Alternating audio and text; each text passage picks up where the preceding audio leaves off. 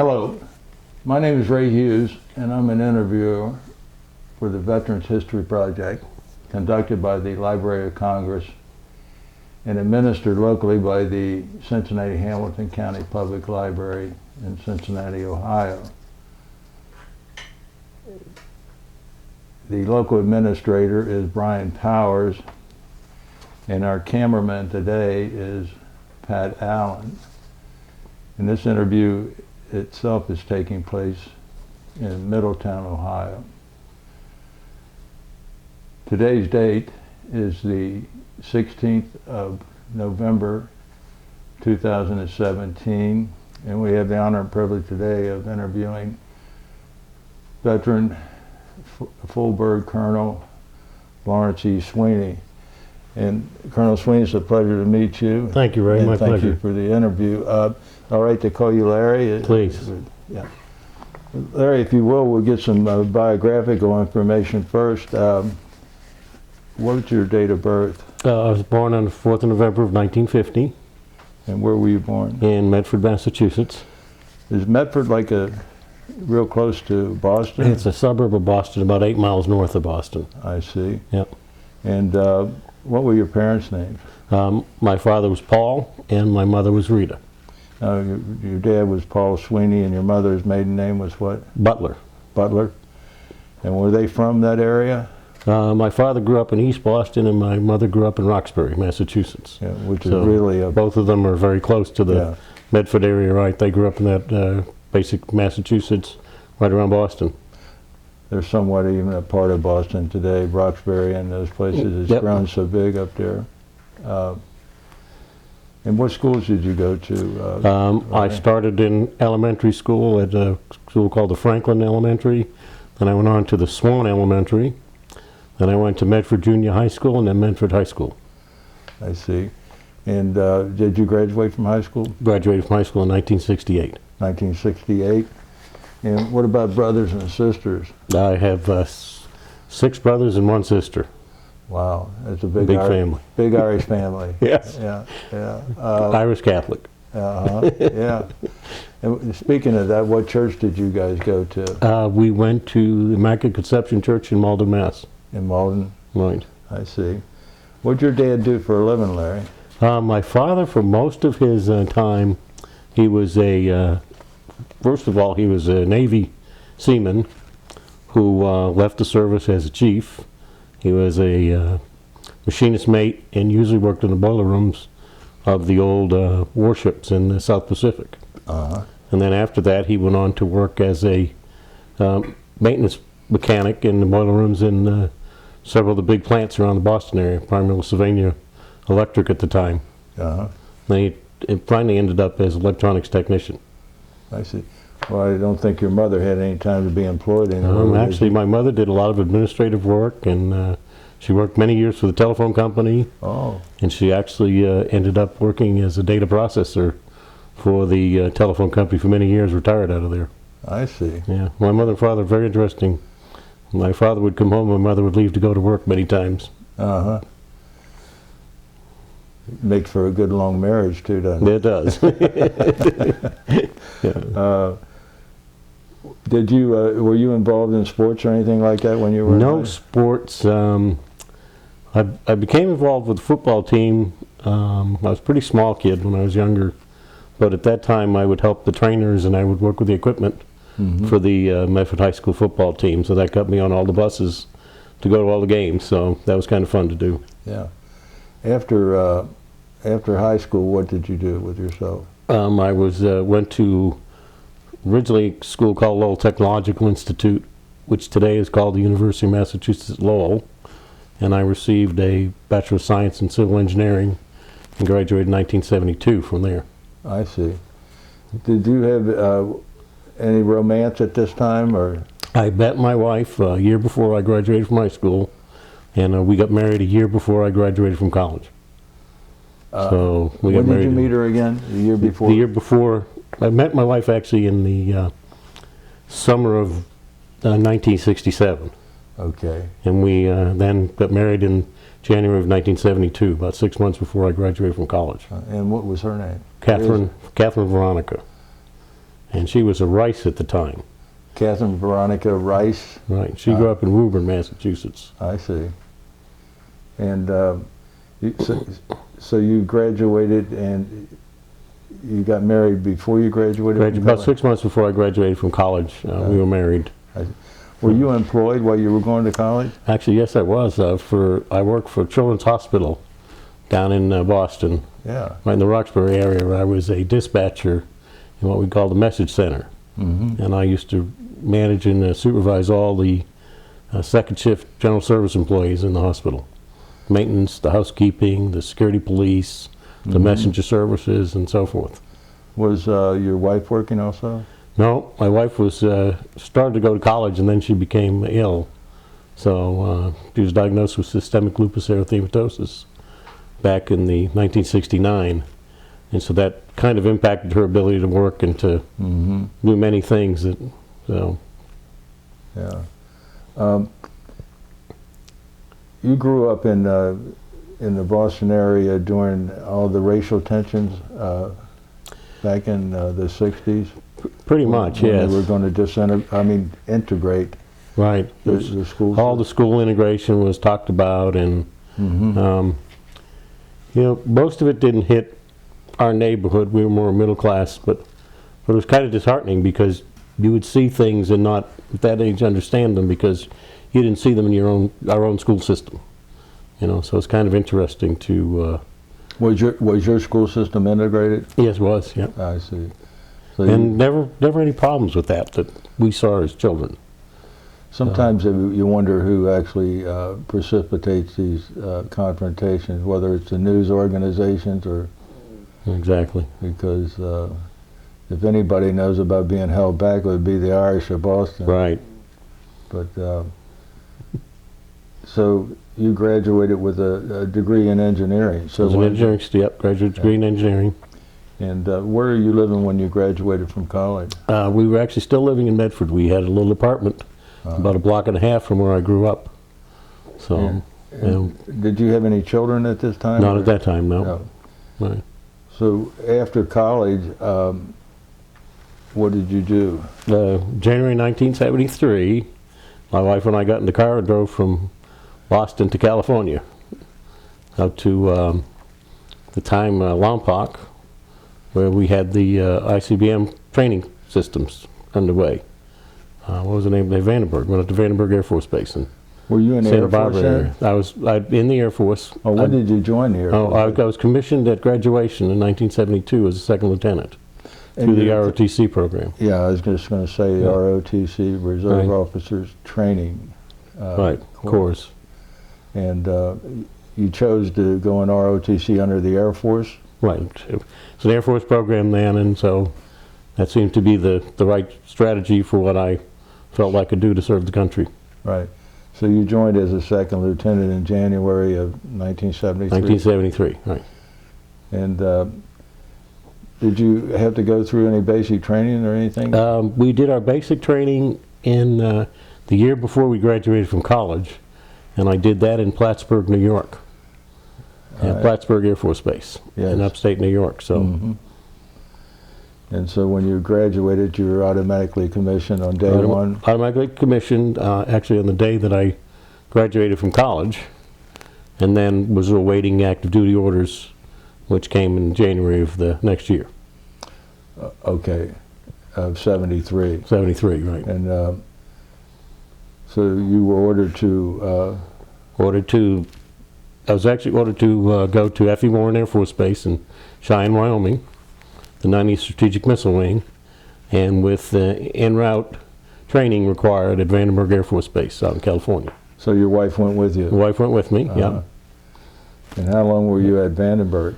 We spent, I think, 3 to 4 months at Vandenberg. And what were they training you to do? What we did was a 2-part training program. The first part was basically understanding the weapon system itself, the Minuteman Intercontinental Ballistic Missile, and that was done with what we used to call the -1 tech order, which was a way that they would describe, kind of in a high-level sense, the general workings of the whole system, from the launch centers to the missile silos, to the missiles themselves. Talked a lot about the various components and what they could do and how they worked and what the various pieces of equipment did and what function they performed. And we spent about, I think it was about 6 weeks with that training program, which was run by then the Training Command, Air Training Command. And then we were transferred over to a Strategic Air Command unit for training. And that was when we were subjected to our first introduction to the ICBM simulators they had at Vandenberg. Simulators basically, it's a replica of an ICBM launch capsule as it existed in the field with very, very much real equipment inside it. And then you were led through, for the next 6 weeks, all of the various procedures and the checklists and the types of problems and things you might encounter in the field and how you would respond to them as launch officer. Plus you were introduced to our emergency war order procedures, which were the things we used in the way of being able to command and control the ICBMs, and in the event there was ever a launch, then we'd use all of our, called MEWO back then, to take and facilitate and make sure we accomplished the launch properly. So These are nuclear weapons. nuclear weapons, Nuclear warheads. Right. Capable of reaching what distance?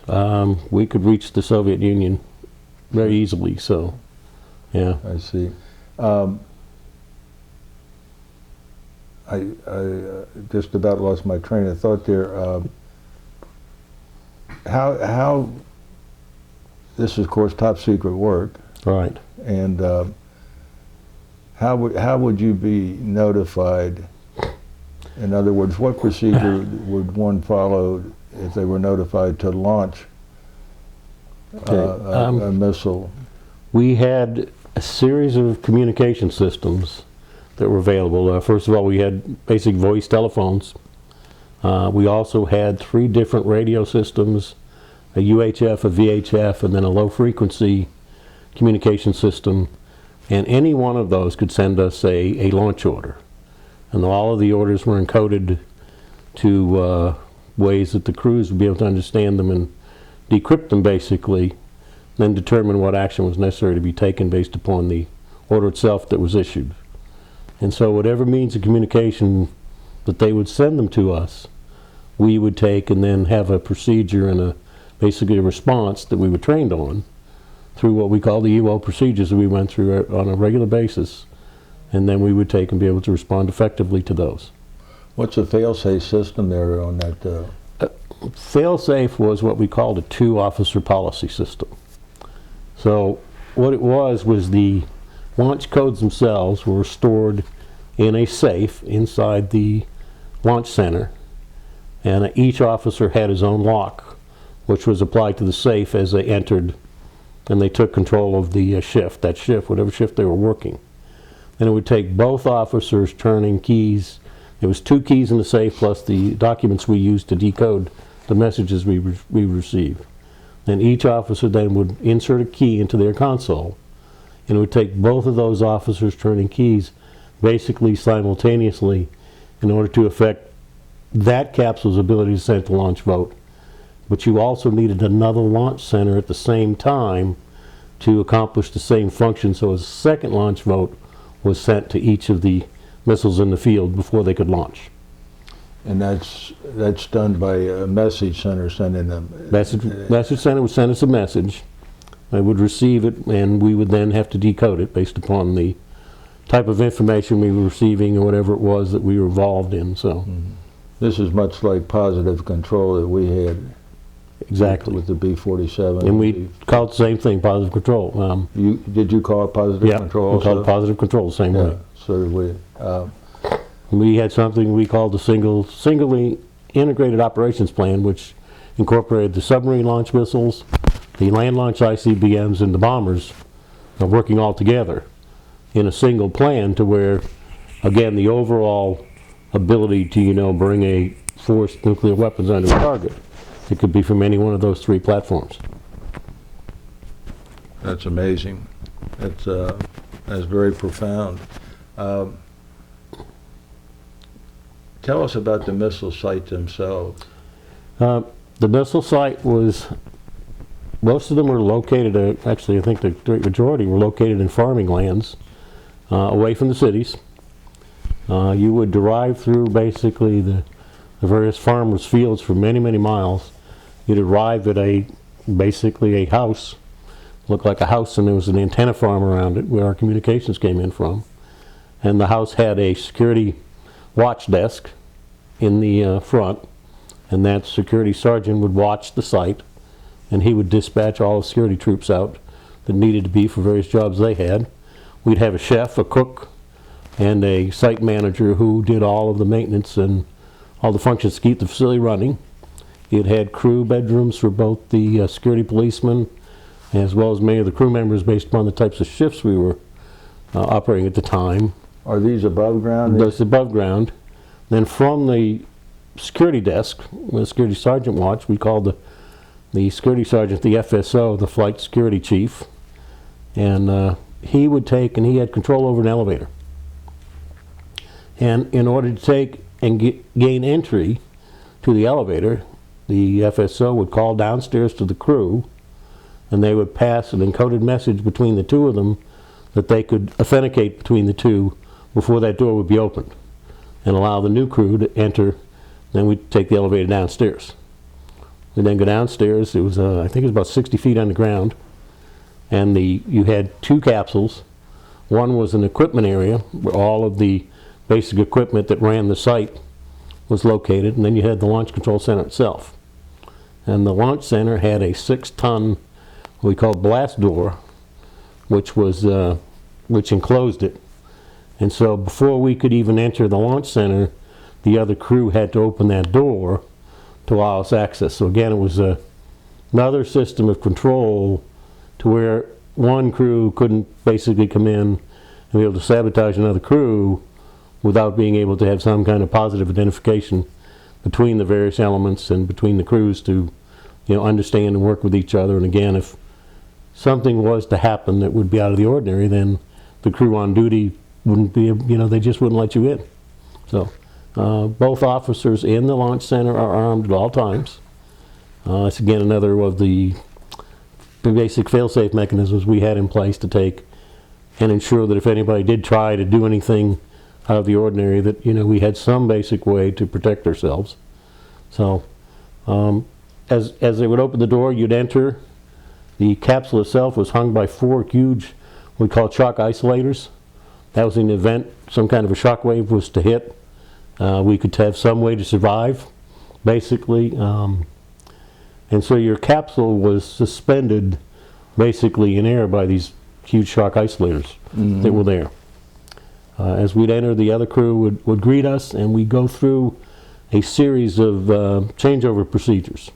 So each of the commanders and deputies would check, make sure the things that they needed were available. We checked to make sure the codes were available. The old crew would take their locks off, and we'd put our locks back on to the safe that contained the documents that we, classified documents we kept in. Like I say, we check all the systems out.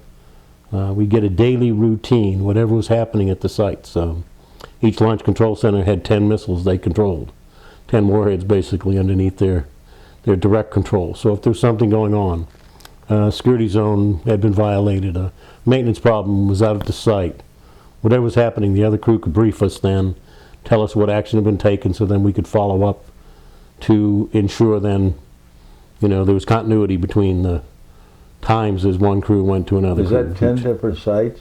10 different missile sites itself, right. Okay. Right. In our wing, we had 200 ICBMs across 4 squadrons and 20 launch control centers.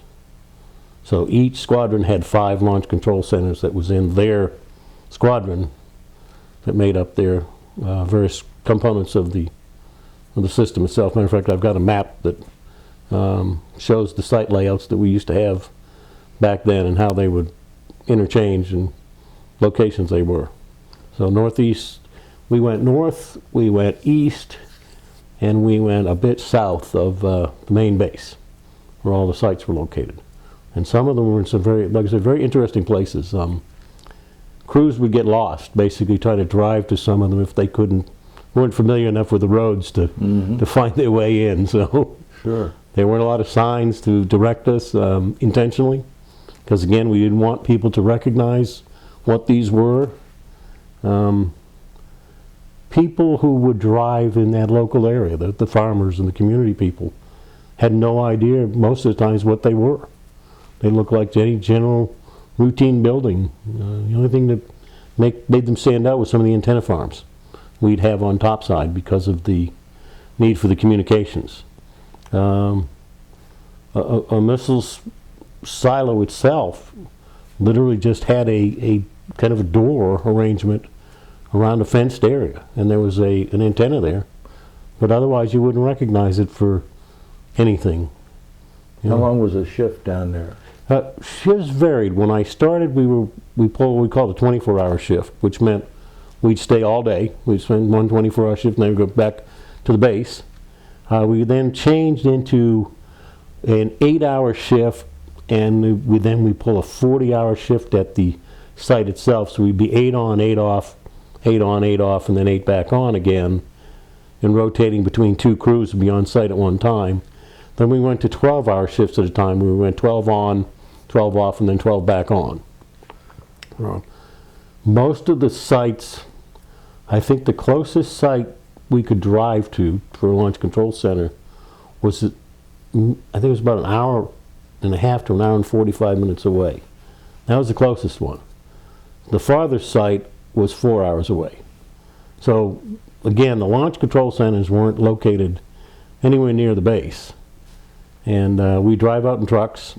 Occasionally you'd be choppered out if there was some significant reason for road conditions or other problems. Winters always became interesting because of the, You were in high country out we were in there. high country, so we had a lot of snow, very cold weather, and so crews could get snowed in at times, and relief wasn't coming. So again, there was various times when crew issues became necessity. So again, occasionally they chopper people out if they had to, but most of the time we drove, and wasn't the best driving conditions. Yeah. The winters could be very icy and cold. The roads were very much dirt roads, dirt gravel roads. In the summertime, when the fields were wet, the roads could be very muddy, very slushy. So, and the drive times were anywhere from, like I said, an hour and a half to 4 hours one way to get to the site. So it wasn't so you extended your shift basically to make it, much longer in the general sense of, sounds easy to pull a 24-hour shift, but when you think about it, you were probably doing that more like a 36 or 40-hour shift by the time you were done with all the transit back and forth. When you're down there doing a shift, though, and you're doing a 12-hour shift, how do you get food? How do you eat? There was a kitchen upstairs, Right. and they used to have freeze meals for us, pre-prepared, and so we could order from the kitchen, and then the cook, again, through the authentication system we had, would be allowed to come down and deliver the food to us. Then he'd bring it back up, be able to return it when we were done. While you're down there, what about toilet facilities? We had our own commode. It's actually, if you've ever seen a picture of a prison commode, that was a commode they used in the launch control centers. They adapted it from the prison system to where the commode and the sink is basically behind. So you had a sink with running water and you had a commode. So, and then we'd have a curtain for privacy. And that was about it. So. And how many of you are actually down there in that control room? There were 2. Just two There's officers? a commander and a deputy and 2 officers, right. Okay. And I'm still puzzled, though, or still a little nebulous to me about if, in fact, you felt you had orders to fire your missile systems. Now, how big is this missile, and would you say in feet long? The missile itself was, they weren't probably 40 feet. 40 feet with the warhead setting The warhead on top. set on top of it. I'm kind of just guesstimating from. Right. But I mean, they were a fair size. The missile itself was probably So you received 6 to 8 feet in diameter. Yeah. So you've received launch orders. You as the command site, so to speak. You send it out to your ancillary. Right. When we receive a launch order, one of the things would happen was we'd have to conference with the other 4 launch control centers. Okay. And so based upon that conferencing then, we would all agree as to whether or not we had a valid message. So, and again, each control center validated the message and decrypted it and validated each message individually. And each officer was required to do it, and then they would check with each other to ensure it was done correctly. And what's the time frame we're talking about once you've received launch orders? That was done probably within less than a minute. Okay. It was a very fairly simple procedure to accomplish. We had checklists to do it with. All of our checklist pages were in acetate, clear acetate sheets, and then we had grease pencils. And those grease pencils we could write on then, Right. and be able to check off the steps or write in our whatever we received, so forth. And so then we could clean them back up again pretty easily with just a, bit of a cleaning fluid and some tissue paper. Yeah. Same as the aircraft. I think aircraft had the same similar things with their checklists. Yes. Did you ever have a situation where you thought you were in a position that you had to launch? There was one evening where we received a message from headquarters, which required us to insert our keys into our consoles, and then we were waiting for a follow-on to see if there was going to be any further action. And then we were told to stand down. As I understand, what happened was the Soviets had launched multiple ICBMs from one of their test facilities, and they were unannounced to the U.S., which was fairly uncommon. Back in those days, when there was a test launch coming, the two countries would communicate and tell each other what was going on, so as our defensive systems wouldn't pick up indications. Yeah. And so these were done without kind of a forewarning, so it's kind of an interesting evening for when that happens. The key that is inserted in the commander's console cannot be removed once it's inserted. So that's another fail-safe mechanism that was in place that was available to kind of control the crew. The deputy's key it could be taken in or out, but it was the commander's key. Once it was inserted into the position, then it couldn't be removed at all. So again, that whole coded element, a coded piece of equipment, had to be removed and replaced in order to take and bring the site back up to operations. I see. Yeah. So it was null and void, useless after. Right. Basically useless. I mean, we could still turn the keys as long as the key was in. Right. But in order to go back to keys out, you had to replace that component, not just remove the key like you would from a normal door lock. Right. Yeah. Yes. Do you recall any sensation that you had when that came down? It was very interesting, because you always wondered, because most of the time, in the 4 years I was on duty, it was very rarely that we had any kind of a incident occur. And it kind of validated two things for me. First was that I could have turned the key. It was something that you always wonder whether you can. And the second one was I was highly amazed at how well trained we were. We responded very effectively, very quickly, without question, and there was nobody watching us, so it wasn't like we would in training where you were being graded. But it was very interesting the way that you were able to affirm your position back in those days, that you could have done your job had you been asked to by the president. So. And by this time, you are, for all intents and purposes, our first and last line of defense, because they had done away with the B-47s, and Strategic Air Command was still in place, but right. You made a transition over to missiles, although they still had some B-52. The B-52 still in those days, right. That was the only plane I think that we had. I think so. The submarine-launched ballistic missiles, SLBMs, the B-52s, and then the ICBMs. But the ICBMs were probably the strongest leg of the triad, because it provided for the ultimate defense. Mm-hmm. The bombers had to fly to certain points, and hold it to accomplish their procedures. Submarines were basically used for short reaction time. If there was some reason we wanted to have a short reaction, obviously submarines could be located closer to country, but the the ICBM fleet was standing ready and on alert 24 hours a day, 7 days a week. So very interesting. Yeah. Probably another incident that was interesting in my career.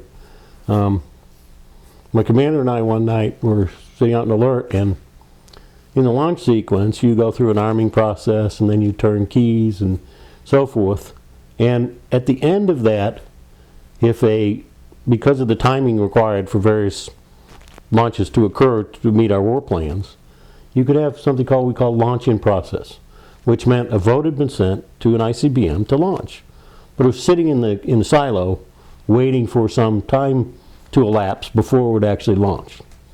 Well, this evening there was no high state of readiness. It was just a general everyday occurrence, and all of a sudden my commander and I on one of our ICBMs, and there was only one, received a launching process light, totally by itself. Well, the procedure at that point in time was to take and do what we called inhibit, because we could, as part of the fail-safe, if for any reason things were called off, we could inhibit a launch, or stop a launch basically, cancel the votes. So, we initiated our procedures and did so, and closed down what we thought could have been some kind of a vote or some kind of a signal sent to the missile. And while nothing happened to clear the indication, because of our actions, we were highly praised, and Strategic Air Command received a letter from General Doherty, then the commander of SAC. We were given the 15th Air Force Crew Member Excellence Award, and things like that. So there's always something interesting that could happen on alert that you'd never expect. This was type of indication that technically it wasn't supposed to be able to happen in this sequence. It wasn't supposed to just happen out of the clear blue sky. Right. So I think they deduced there was an electronic, some kind of electrical signal, some kind of problem at the site itself that caused it, that had a component they replaced that repaired it. But it was just a very interesting night so again, reaffirms your understanding, your ability, your overall confidence in your training. That's right. Yeah, we were so well trained. I mean, people don't understand what SAC did for training between the general training of the daily basis, the extraordinary training we got, when we transitioned weapon systems, the Inspector General's visits we've got. We had another group called the 3901st Standardization Evaluation Unit, and they would give you your scores, your check rides, we call them, same as in your aircraft where you qualified. So before we could do anything, we had to qualify. We had to go through a procedure and be evaluated by this group of people who were, some of the better crew members. And did you have any spot promotions still in the 70s? We didn't have spot promotions back then, but we had something which is interesting. We had a board that we kept, and it was called it the Wing Crew of the Month. And during one of my tours, my deputy and I spent 6 months consecutively on that board as the top crew in the entire wing. So, and I think there was over 200 crews in the wing at that point in time. So, another time my commander and I had been selected to actually go to Vandenberg and have actually do a real launch, a real test launch. And unfortunately, due to a very interesting set of circumstances, we weren't able to go. We had a very interesting sequence of events occur during an evaluation ride. And unfortunately, due to the circumstances, while we as a crew failed, we also as a crew were complimented for the extraordinary action we'd taken to understand the way the weapon system worked. When we were debriefed, our operations officer, director of operations, said to us, he says, reminded me of a story of an old crew from the Titan days. And Titan was a liquid fueled system. There was a Titan crew commander that had indications that the missile that he had under his control was leaking fuel. And if he didn't take action, it would have blown up in the silo. But at the same time, he had 2-man he'd have two-man control. And so he made a decision to leave the capsule and go shut off the fuel system, basically, to save the sortie. But at the point in time when he left, he lost his two-officer control. So when he returned, he called back to the command post at the base and reported himself for having done the maintenance action properly, but also having violated two-officer control. Mm-hmm. And so this individual was given an Article 15 and a letter of commendation to go along with it. And he equated our actions to being the same way. We had done something which technically was 100% correct, but the people who were evaluating us, and this all went all the way up to SAC headquarters, so it's not a typical check ride. Check rides are normally resolved at the wing level very simply and easily. It was so difficult the decision that they didn't feel like it was a procedure they could train every crew to do on a regular basis. And so therefore, if you couldn't train everybody to do it, then obviously you had to have a rule that said you couldn't do it. That was the SAC philosophy, and Ray probably understands that from his military time. Even though you had brilliant people, if you couldn't train everybody to do it exactly the same way, then it was termed to be wrong, and so in essence we failed our check ride, and at the same time probably saved 100 crews, thousands of crews from having a procedure that was basically flawed. We found the flaw and fixed it, but unfortunately in doing so, it was such that we failed. So, and you got a letter of commendation at the same time.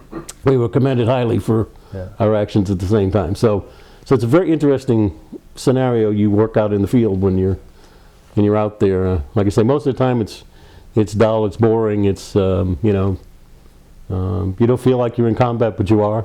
Mm-hmm. Okay, sure. Like I said, we're cold warriors. I have my letter from the president acknowledging my time as a cold warrior. So, it wasn't a lot of fanfare, and couldn't take a lot of pictures of things going on. Most of the things we dealt with were classified. So, yes. So all of this started while you were at Vandenberg, right? And so, how long were you out there at Vandenberg, and then? We spent 4 years at Vandenberg. We left in 1976. And 77, actually, early 77. The events that we just covered with the silos and the missile systems was his first 4 years. His first 4 years that I had in the service, on active duty. Well, you got a good christening into the strategic. Oh, I did. That our first line defense and very important deterrent. So from there, after that 4 year period, what rank are you at the end of the 4 years? I was a captain by then. And your wife is with you? My wife is still with me, yep. Mm-hmm. Interesting story. There's a little known rule in the service. It's called normally in those days, when you were a second lieutenant, at the 24-month period of active duty, you became a first lieutenant. You weren't promoted, it was automatic promotion, basically, automatic change in grade. But unbeknownst to most of us, it was also 30 months after the day you were commissioned. Well, we entered active duty in mid-January of 73, and so that would have meant in mid-January 75, I would have become a first lieutenant. That's what I thought, except my 30-month clock was running, and it expired in 7th of December of 1974, and so for about a week I was out of uniform as a second lieutenant when I'd actually become a first lieutenant, and nobody realized it. And so we all got discovered, our whole class discovered this little nuance in the rules about promotions, and discovered that we were all first lieutenants and still wearing butter bars. Mm-hmm. So kind of interesting little stories you get into, and things that happen as you go. So anyway, I left Cheyenne, and then we were transferred to Wright Pat. At the time, the organization was called the Foreign Technology Division, which is today NASIC, the National Air and Space Intelligence Center, and I worked then on Soviet rocket forces command and control systems. And our job was to reverse engineer the way the Soviets were going to do their controlling of their ICBMs in reference to the U.S. systems. So again, counters, deterrence, and we could take actions and so forth. While there, I wrote several papers which were received at the national level. Yearly we did a intelligence estimate of the capabilities the Soviets had. Probably the most interesting facet of that tour was just about the end of the tour.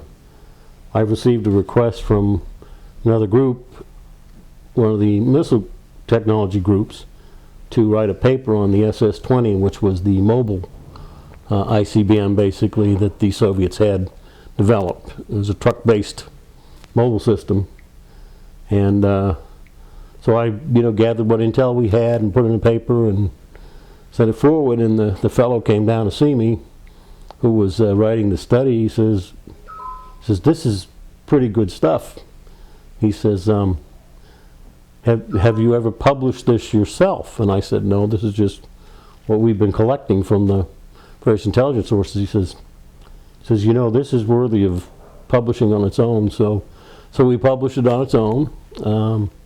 And as I understand it, it was right at the end of my tour, and I'd been, again, transferred to the next assignment to discover that this paper had ended up actually on the president's desk, and had received quite acclaim from the National Security Advisor and Department of Defense for the work that was included on it. I can't tell you a lot about it. It was very, very highly classified, but it was such that it was so new and so kind of unique that people took notice of the fact again that there's. And I don't mean this in a sense of gratifying myself, but how we could understand the systems that we worked with. And some of what I learned from being in the silo was very beneficial to understanding, kind of you'd visualize yourself, okay, if I was in a Soviet silo, what would it look like? What features, what equipment did they have, and how could they employ that basically then? And same context the way we did things to see if there was a comparison you could make, and then was there capability there, technical capability that could be engineered into that system. Well, they had the ability to launch an intercontinental ballistic missile from a mobile. It's called the SS-20. I think it was what's called it was kind of an intermediate range. So, but based upon various places they could put them, there were capabilities they had to take. To reach in the West Coast. Right, to reach the U.S. It was the SS-20 was the system we dealt with. So, yeah, they didn't have a wide pattern that they could reach the U.S. with, but I do think they could reach elements of the U.S. that were still important enough for intermediate range ballistic missiles to bring a nuclear warhead forward. So. Did we have the same capability? Yep. Did we utilize? We didn't at that point have anything that was mobile. All of ours were fixed silo. Right, no mobile. We had intermediate range. The Army had some capabilities of launching tactical weapons, but nothing that was strategic or nothing that was of that range. So yeah, this was a very unique capability that the Soviets developed, which again, the U.S. didn't have a direct comparison with. Did we eventually develop a system like that or not? It seems like common sense. We did, but we never deployed it. It's probably another part of my career that I go on to was the other part that I was involved in was in 1986, after I had spent a tour at the old Systems Command headquarters as a development engineer working on basic software programs, weapon system, mission critical software. Where was that at? That was in Washington. That was in Andrews Air Force Base. Andrews, that's where you went from Wright-Patterson. Right. What did that entail? That was working with our software systems. Back in the early 80s. Is this the days of floppy disk? Yes. early days of the ARPANET. Okay. You know, most of us didn't have computers on the desktop were a thing of the future. Very rarely did we do much. Secretaries were still typewriter driven, you know, the IBM Selectrics. But we got involved with how to write the software, how to write policy to create good software for weapon systems. And there was a huge amount of problems with the software that was being written at the time. You know, had critical software failures all over the place. So we've had a very small group of us. There was about 6 people in the office, run by a very dedicated gentleman called Ted Ackerland, full colonel, who became one of my mentors and a friend to this day. And he taught us a lot. But we divided our work up into finding the problems first and then coming up with how the best solutions were. So you know, our group initiated an IG study throughout the entire command to try to look at all the problems that were occurring in the various mission critical software components. You know, we had multiple languages. People probably don't remember the days of what we call jovial, okay? But the problems we ran into was the defense contractors would be asked to develop in this language. Well, defense contractors didn't write languages, they didn't write compilers, they weren't astute in that field, but they had people who were smart enough they could hire to do it. But they would write the compiler and the assembler to only do the things they needed to do to make their system work. And so while the language would be documented to do a lot of things, a lot of functions and features, sometimes 5 to 10% of those were never implemented in the compiler. And so there was huge problems. So we had all these, quote, jovial systems, but none of them were standard. So compiler would be written, but it would be only for this weapon system with this contractor under this set of circumstances. And every time something changed, you know, you'd have non-standardization things occurring. So one of the things, you know, we attacked that from the perspective that in the days when there was a language called Ada, if people remember the Defense Department, okay? We also attacked it from the sense of the training and the professional development. We recognized that we weren't training for the military people, we weren't training to write the software. The software was too complicated for the military enlisted or civilians to write by themselves. We really needed to train them to manage it. But you know, we were getting bright kids out of college who knew how to write computer programs.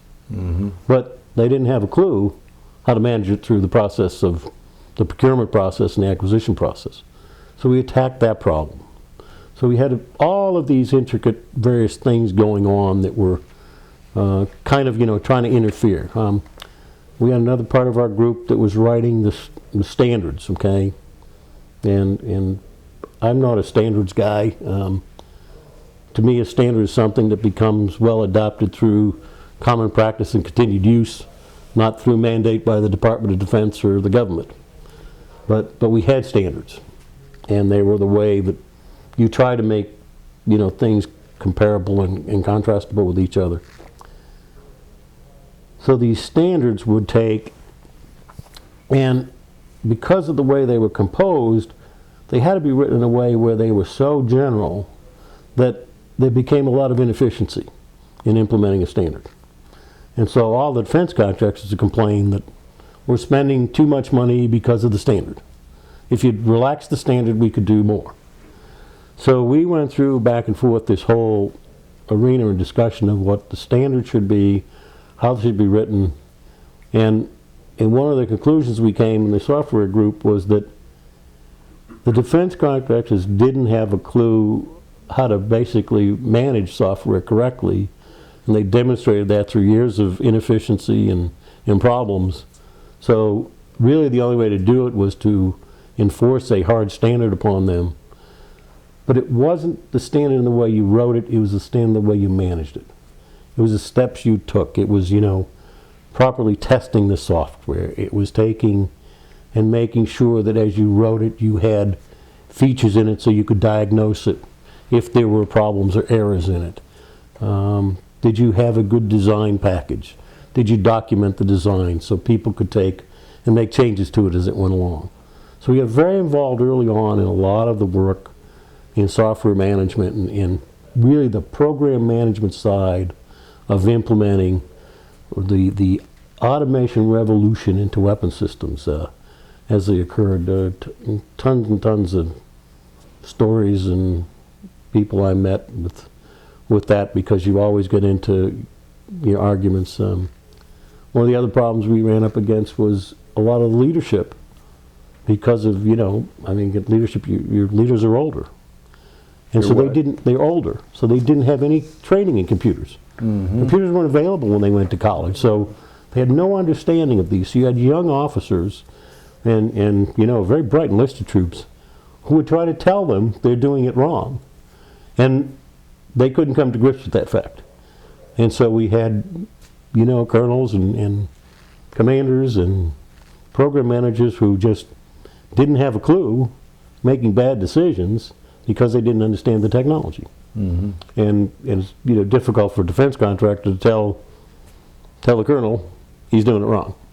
Yeah. So we had all those problems occurring. So we went through that. Like I said, I spent a lot of time with General Tom Marsh, who was the commander of Systems Command. We built a special training course.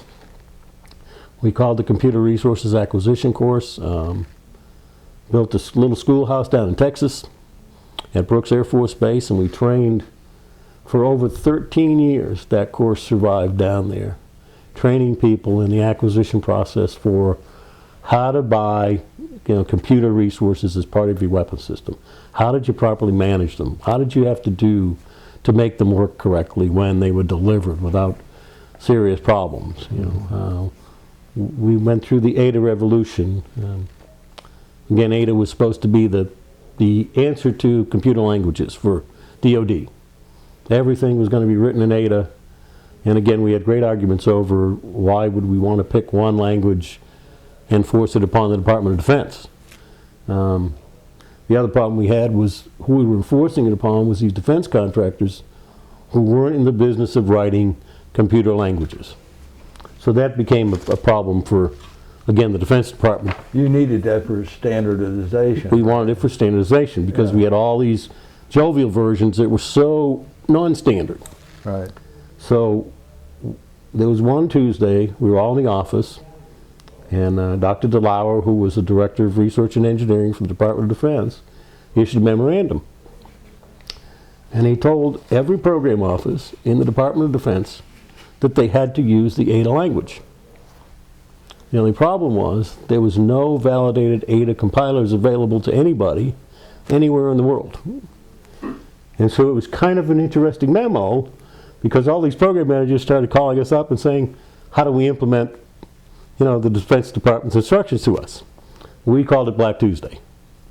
To this date, it is very interesting that Ada did not survive, did not make it into the department, but we have great good computer systems, and a lot of that work was done not because we developed new technologies for computers, but because we recognized the need to properly manage them. Mm-hmm. And so this little office became foundational towards a lot of the work that we do today in managing our weapon systems. And today, with the high degree of automation we put in them, you take today the remotely piloted aircraft we have and the amount of automation that we've got into those, and again, that works pretty flawlessly. But in the 80s, that wasn't the case. We had huge problems with different things that would act up and cause little issues that, again, were very significant because of the amount of, we call it scrap and rework. When something fails in test, to fix it is a huge costly problem than it is to discover the design flaw that occurred, maybe 5 or 6 years earlier. Right. So again, a lot of those things were things that, that next assignment I dealt with. So very interesting the software business. And that's at Brooks? That was when I was at Andrews Air Force Base. Still at Andrews? I'm still at Andrews. So when I left Andrews, I was selected to go to the Defense Systems Management College to something they called the Program Managers course. And the Defense Department was finally beginning to recognize that, you know, these people who were acquiring weapon systems for the government in the military needed to be well trained. So we spent 6 months at Fort Belvoir, which was kind of That's in Virginia, isn't it? Virginia. As a matter of fact, it borders Mount Vernon. The base borders part of Mount Vernon, where George Washington plantation was. And we spent 6 months in very intensive training in program management, from all aspects of it. You know, from the contracting, the finance, the development work that needed to be done, the engineering, the systems engineering. We studied the test and evaluation process, deployment process, the logistics process, everything that went into taking from drawings into implementing a weapon system in the field. And so that was a very selective process to get, put into that college. You're still working, though, primarily with intercontinental ballistic missiles? Because my next assignment was then to the West Coast, where I ended up at Norton Air Force Base. Is that San Bernardino? That's San Bernardino, California. And that was during President Reagan's administration. And those were in the days when we had various alternatives to deployment modes for our ICBMs. So at the time, when I arrived there, we had 27 different options that we were looking at for deploying different basing modes for ICBMs. And so I don't know if you remember the days, but when President Reagan was in office, they had a huge amount of technology they were working on for ICBMs. And that was all done out at Norton Air Force Base, a little office complex that actually sat outside the base itself. And I was assigned to the small ICBM guidance and control office. And at that point, you talked about, did we have a mobile system? Well, that was the closest we ever came to a mobile ICBM system that was developed by either country, either us or the Soviets. And the Soviets had their own development work they were doing, I'm sure at the time. But we had what we call a small ICBM. The idea was to take and find an ICBM that we could put a basically warhead that weighed less than 100 pounds on the top of. And a lot of people don't realize that we called it the thrust to weight ratio. Okay, and 100 pounds was a very, very compact and concise set of equipment to put on the top of an ICBM, to include the warhead and the entire guidance package that went with it. And most of the ones we had were, I would say 150 to 200 pounds of equipment there. But again, we had huge boosters, huge rockets. Okay, we wanted to build a small rocket. So, and we wanted to build just a single warhead on it. We didn't want multiple warheads like we had on some of our other systems. So all new work, all being done, breaking ground work that we did. We came up with something we called the Hardened Mobile Launcher, or what we call the Hummel. Okay, I don't know what happened to it. I have my presumptions and I checked them out, but there was a Hummel over at Wright Pat here recently, within the last year, which was obtained by the Air Force Museum. And as I understand it, there was only 2 built in the world. So there was 2 prototypes built by Boeing, who had that contract. And so we had this truck basically put on a big 18-wheeler, and then you'd take the cab, or the trailer, and raise it up to launch it. Okay. Another concept we were working on was what we call rail garrison. The what? The rail garrison. And that was to take an ICBM and put it in a choo-choo train. Right. Put it in a boxcar, or put it on a train and then put it in a grain silo somewhere. So again, huge amounts of work there. I learned a lot about the Federal Railroad system and some of the issues and concerns that went into how we would do things with the Federal Railroad system. We had various hardening features we were working on that were very interesting. Could we deploy an ICBM off the coast in the ocean and launch it from the ocean, using the same technology that was done with the submarine launched missiles that we had? Bury them in cliffs, put them on a racetrack and run them around. So all of those things were being done by really group of exceptionally talented engineers and scientists out on the West Coast that we had. But it was a very interesting time because the things we were doing came very close to being deployed, and it's my opinion that we stopped the Cold War was really ended with a lot of those activities, not just what we did was space defense activities that the Strategic Defense Initiative worked on. So that was kind of another part of my dealings with ICBM. So I had my operational time, I had my time with the Soviet systems, I understood. Now I was working on developing our new systems, and so I spent many years. I spent 5 assignments at the Ballistic Missile Office working on various facets of the ICBMs.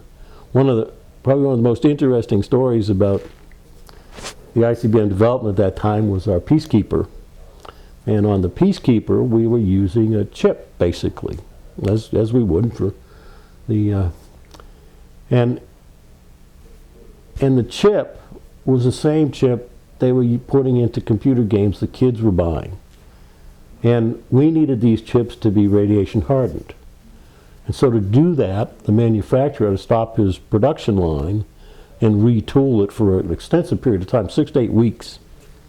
And then he would produce these radiation hardened chips in to them a very small quantity compared to their production of the non-radiation hardened ones. And then they'd have to retool the line back to bring it to the commercial side. Well, that caused a huge amount of problems because we were having failures in many of our components in the systems we were deploying into the field early on for the beginnings of the Peacekeeper system, to where we couldn't compete for the chips. The kids for the computer games were buying those chips so fast, those games so fast, the manufacturers wouldn't allow us to take and shut down their lines in order to allow them to take and build those rad-hard components. I don't know if you remember, you probably don't, but great highlight to me was they interviewed the president of the Northrop's Electronics Division in California because he was caught putting non-rad-hard chips into the actual guidance systems for the Peacekeeper missiles that were being rebuilt in his plant. And he actually had huge problem. 60 Minutes interviewed him. It had to be a real catastrophe. It was, yeah. In waiting. It was a catastrophe there. It was a catastrophe because the government didn't know we didn't have the radiation hardening in them. We were deploying in the field. Then we had to go back and do all the work to, re-look at all of our systems to see where these chips may have been put. They were buying them in a Radio Shack, basically. And they actually took and, they tried to hide the fact. And 60 Minutes discovered that they had thrown them out in the back dumpster in one of the lots.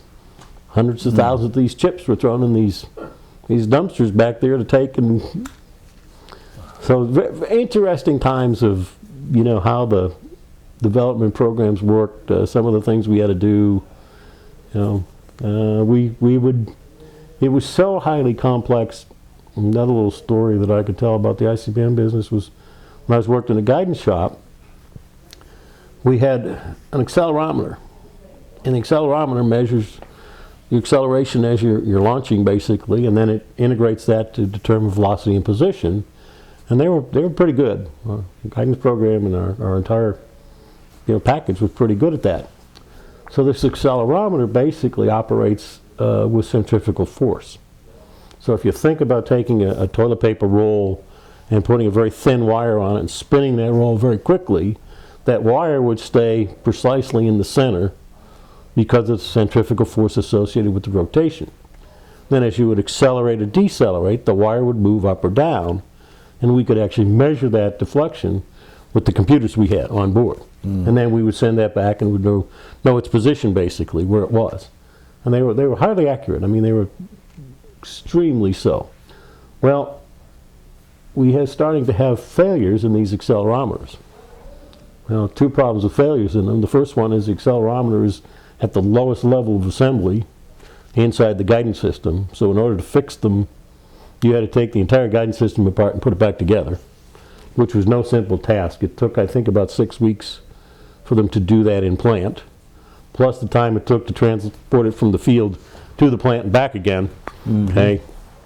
At the same time, the president declared the fact that we were on alert. We had our 10 sorties on alert, so Peacekeeper was on alert in the, matter of fact, at FE Warren, and these things keep dropping on and off. And so we're trying to balance the, can we keep 10 on alert and make sure the president's declaration was correct. Why were we on alert? The president declared that our initial operating capability would be 10 ICBMs, 10 Peacekeeper ICBMs on alert. To keep them on alert? To keep them on alert, right. Okay. At that point in time, we were considered operational. So we're balancing here. We'd have 10, and, you know, we'd wait for the next failure, hoping that the last one would fix enough. So we were constantly juggling this number. It was a huge problem that we had, trying to keep enough guidance components in the field so as we keep the sorties on alert. Well, when we did our analysis, we discovered that the people who worked on these accelerometers, I call them the Swiss watchmakers, because they worked with intensive magnification and very small tools like a watchmaker would. And they were highly precise with what they did. Well, come to find out, one of the folks who had been working on these for multiple years retired. And unfortunately, the recipe for building these was in his head. And when he left, the Department of Defense lost the recipe on how to properly build these. And so little bits of dust were getting in to the mechanism, and it was causing enough friction that the accelerometers were going offline, that they were being, you know, their reliability was so low that they constantly need to be remaintained in order to be fixed and kept on alert. From a piece of dust? From a piece of dust. Wow. Yeah, and just an improper manufacturing process. How'd you ascertain that? It was done through, it was probably a 4 or 5 month study was done of the entire process. I mean, it was intensive. We had manufacturing people, reliability people, we had logistics folks, we had engineers, just analyzing it, and it finally came to the conclusion that this one individual who had left the plant, retired, seemed to be the one that people went to and said, you know, what about this, what about this? And so he was the advice and guidance. He was the grandfather for the whole system. And unfortunately, when he left, you know, it wasn't well documented how to do the build properly. And so little errors were occurring by workers who just weren't familiar with it. So, yeah. We had another interesting case where the major guidance component, what we call the inertial measurement unit, was about the size of a basketball. And inside it, obviously, was a series of wires, okay? And this basketball was floated in a neutrally buoyant solution, so no matter where you put it, it would maintain its position. By that, in other words, no matter what you try to do to move it around, it would stay. And then we put an outer shell on, and we measured the electrical charge that moved through that solution into these charges, okay? They're basically the brushes from generating your car, what they were like. They would send that information back to do our calculations from. Well, the fellows in manufacturing, you know, when we looked at the early versions of what we call the flimble, which was this ball, it was a rat's nest of wires going everywhere. But that was typical of the time. You know, the early engineering, we didn't, and so they said, we can clean that up.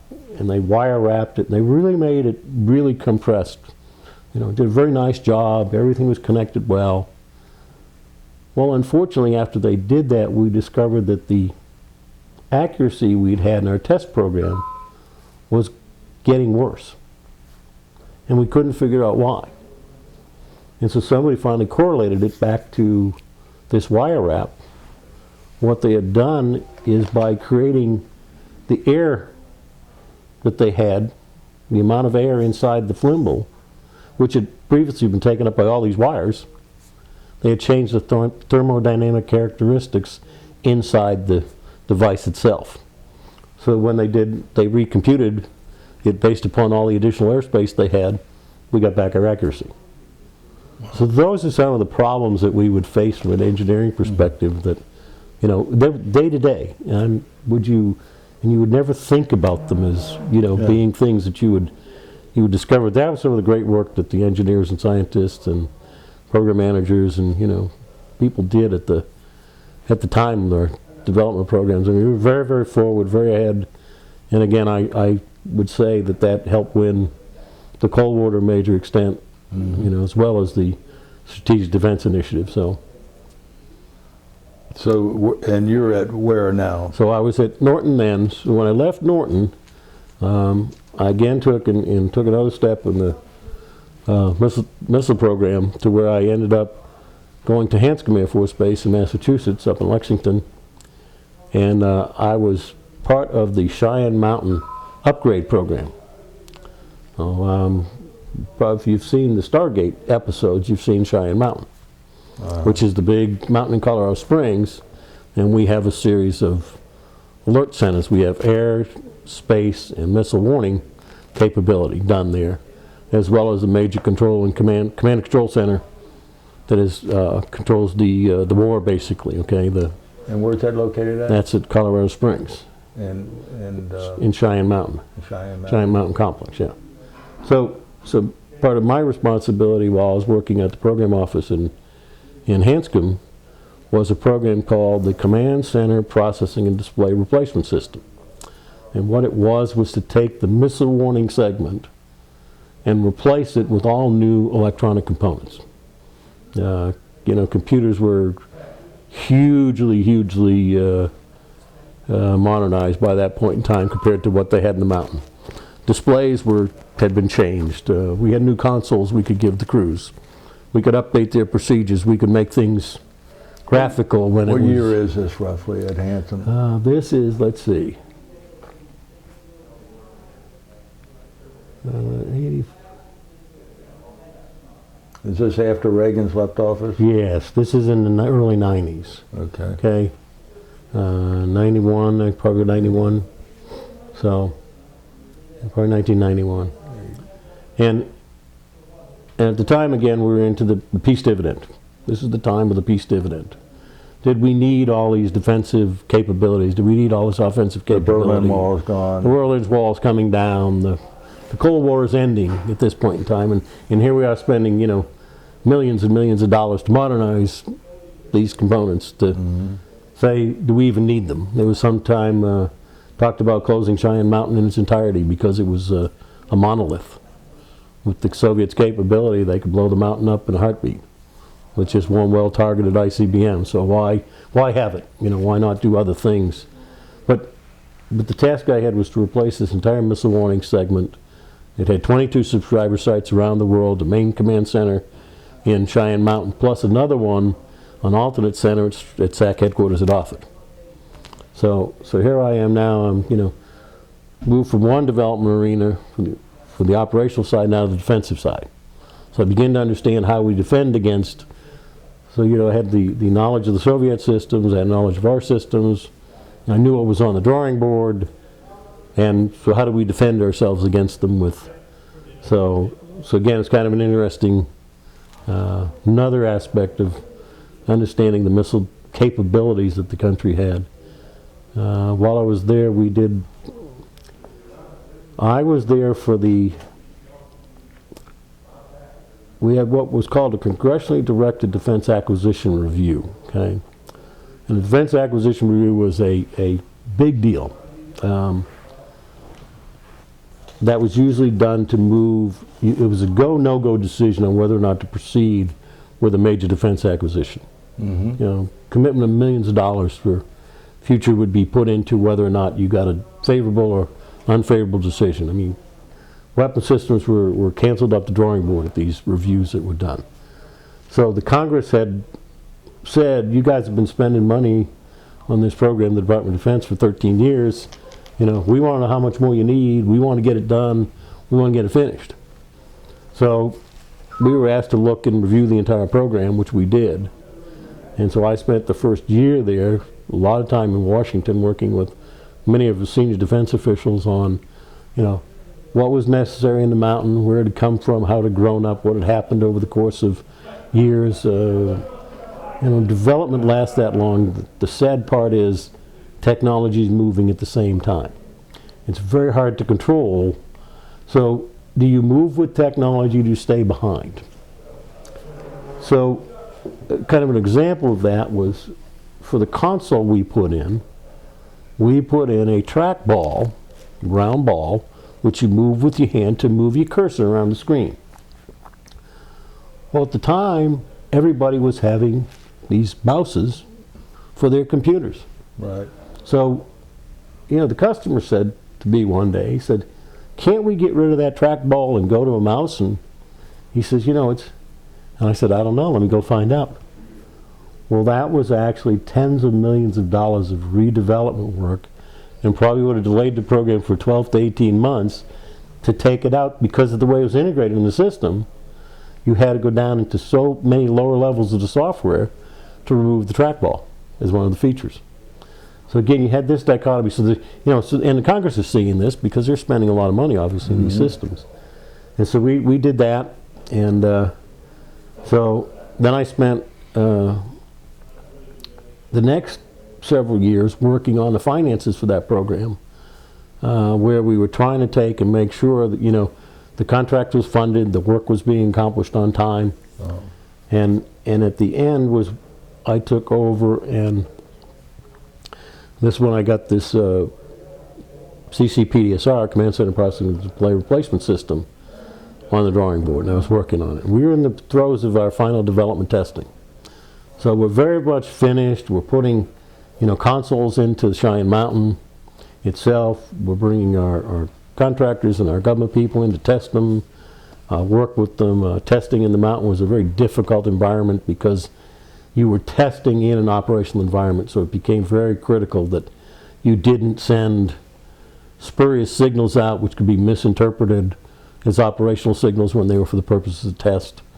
Mountain had over the course of years many problems where test signals were misinterpreted by crews because of various problems they had with the, you know, electronic capabilities they had there. So a very difficult environment to test in. We had off-site test facilities we had to stand up and do a lot of work in. All of our work was done late night when it was, we felt it would be quieter in the capsules and the control centers and so forth that they had in the mountain itself. And we got very close to the end, and we would have, every week we would have a review board to look at any problems that were coming up during our testing and decide, what did we do? You know, could we defer them? Were they of low enough criticality that we could write procedures which would effectively nullify them? Or were they important enough that we had to spend the money to fix them before, you know, we could say we'd finished? And so, you know, we went back and forth with the customer a lot of times, and had a good customer, Navy commander, a fellow named Andy Pico, and he and I many times would just sit there and I'd say, "Andy, you tell me when you want to stop."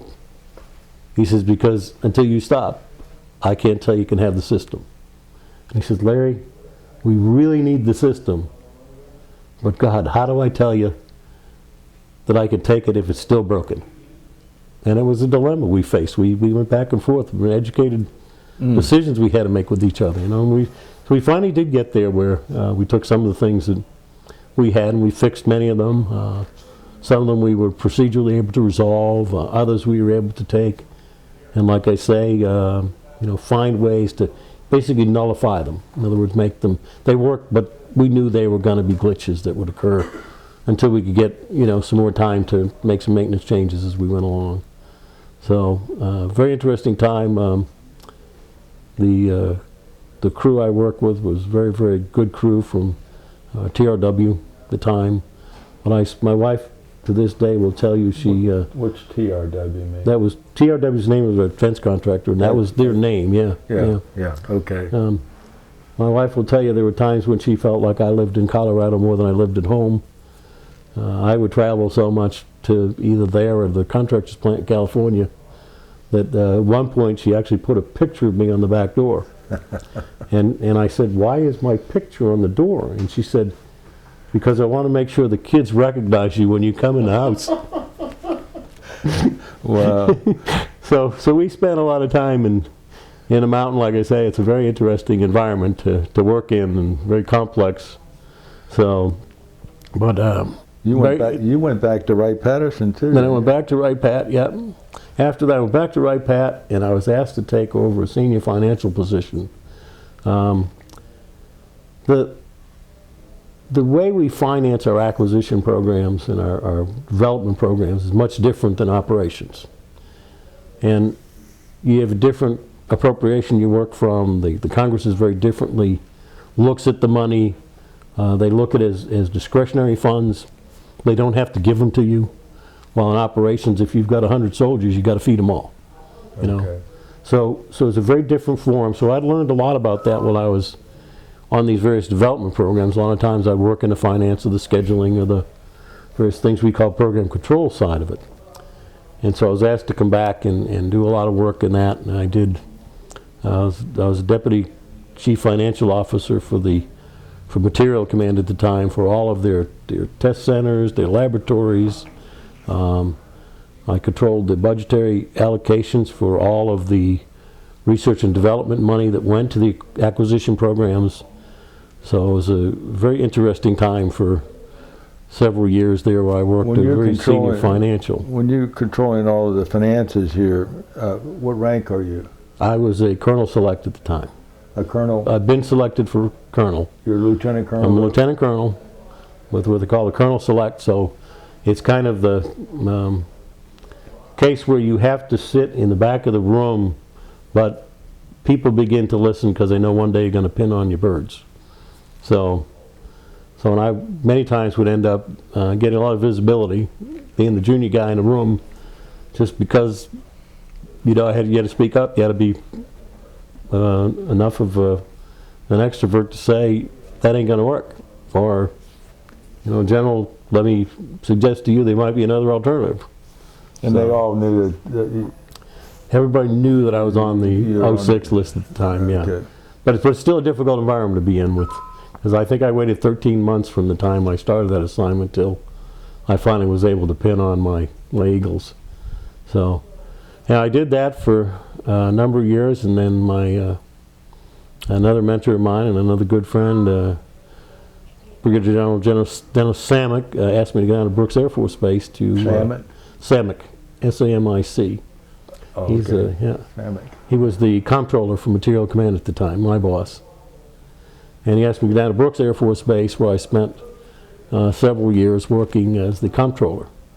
So I'm now the head finance guy for the entire center, and they're rolling through a series of medical monies. They're doing medical research and development for the Air Force.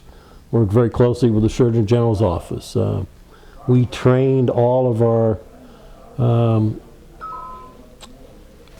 recruits in aerospace medicine down there at a schoolhouse they had. We had an environmental center. We were doing a lot of environmental work for the Air Force as it related to, medical problems and things that would come up. So that's another different appropriation. Mm-hmm. It's, the priority obviously with medical appropriations was, the hospitals. And so the Surgeon General had a lot of control over his funding. And where normally pockets of money were allocated for various things, in the medical field, the Surgeon General had a lot of control because he could move money from one place to another if he needed it for medical problems, I mean, you ended up in the battlefield and he needed money to put surgical hospitals out there, he could take it and move it. Okay. So it was a little different way. He had more discretion at his local level, not as much congressional direction over his funds. And so that was another very interesting challenge because of the differences in the way we looked at the funding.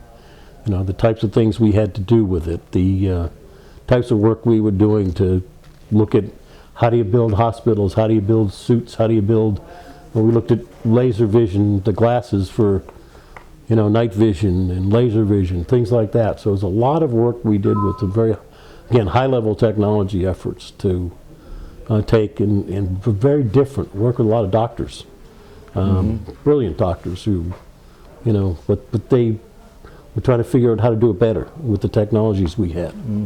So it was a very interesting time for,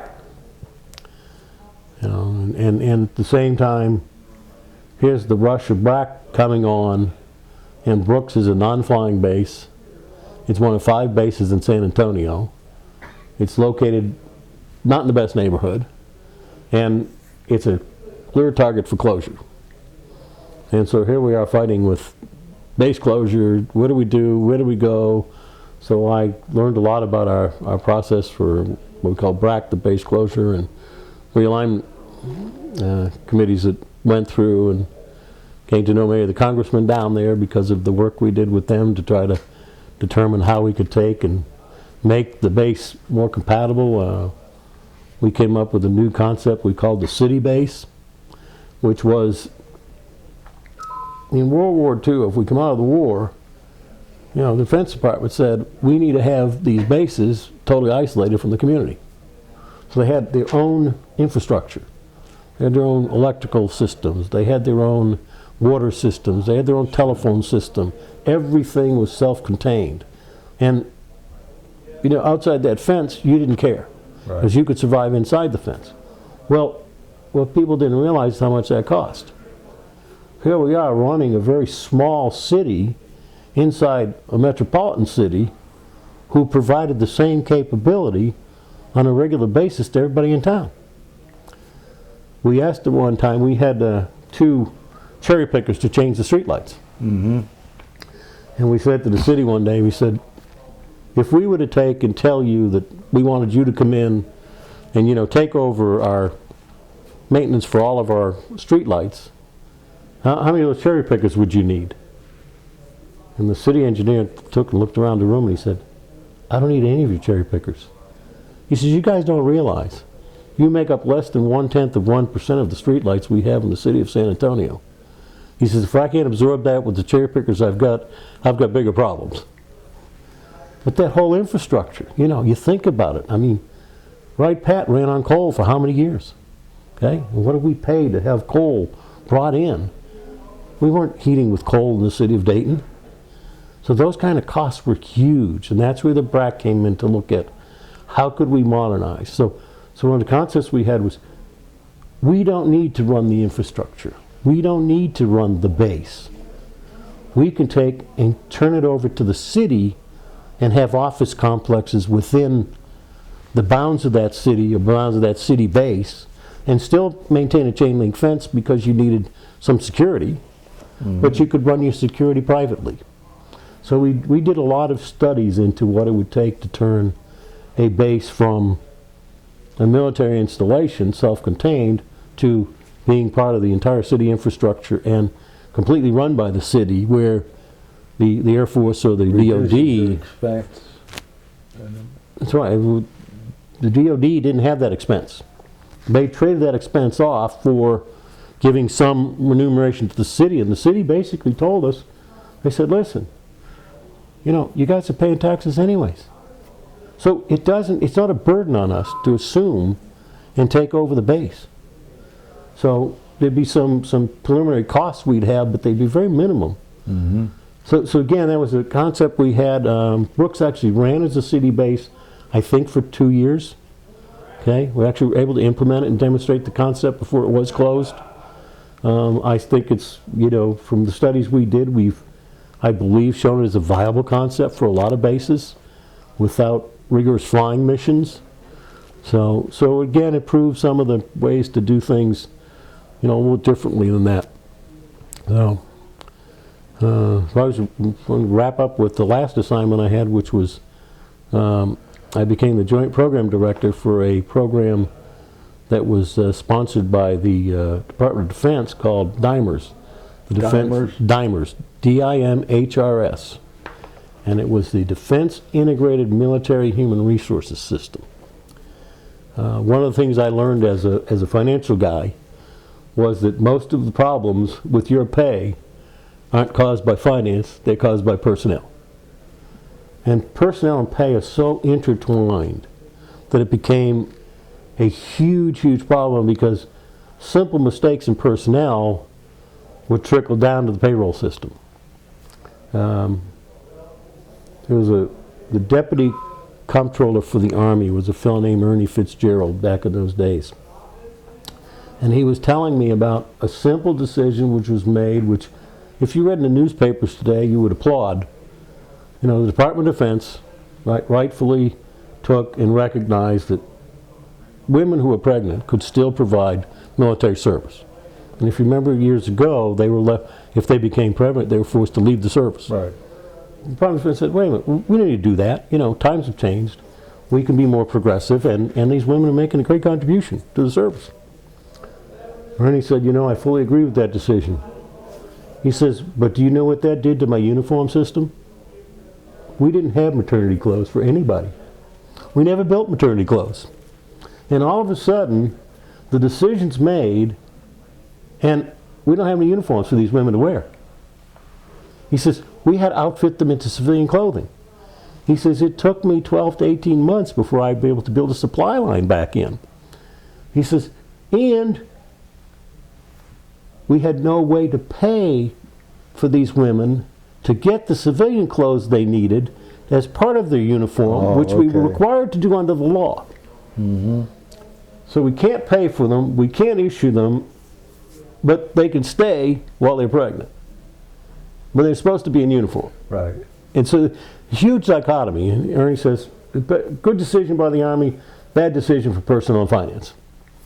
And so all of those were intertwined in our payroll system. Plus there are, in any huge, massive payroll system, all kinds of problems with, you know, policies and procedures and errors that occur, little things that happen out of the ordinary. You know, we'd have, that time we had the Desert Storm and Desert Shield going on. Reservists would be deployed, okay? They come on active duty, they spend their time on active duty, they come back to go back to government service, and we couldn't figure out how to transition them back and pay them properly. We had huge problems in that arena. So our payroll system was old. I mean, it was just dilapidated.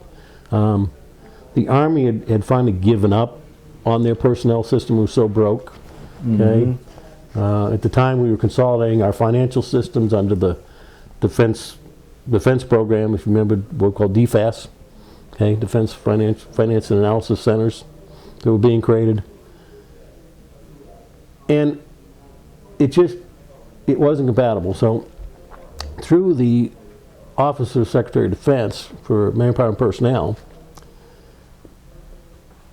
we felt like it was an opportunity to look at some of these modern, what we called enterprise resource planning software systems that were being done in industry.